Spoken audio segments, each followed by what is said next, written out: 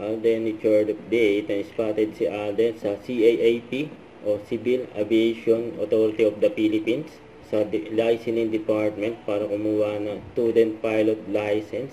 Ang unti-unti na naabot ni Alden ang kanyang pangarap maging isang piloto. Ayan, Captain Alden. Nagkaguluhan pa nga si Alden dyan sa licensing department. Sabi dito sa caption, bakit naman nakaupo si Alden sa sahig? Down to earth kasi si Alden. Mag-umpisa muna siya sa ibaba. I have never been better. Right now, after recovering from that, actually, in our daily lives, hindi mo naman talaga sasabing naka-recover ka eh. I mean, in situations like that, hindi mo masabing, ay, okay na ako. Hindi siya ganun.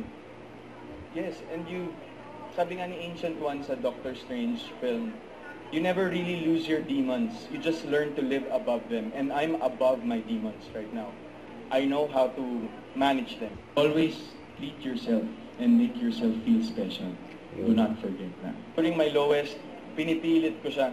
Even with the days na ayokong bumangon, pinipilit ko siya until such time na hinahanap na siya ng katawan ko. Right now, I'm more present.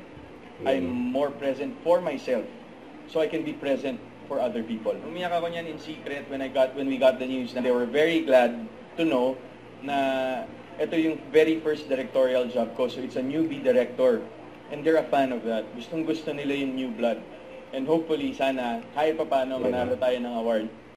Don't forget, subscribe, click the notification bell for my update. This is Richard Reaction Live. Stay tuned for more videos. See ya.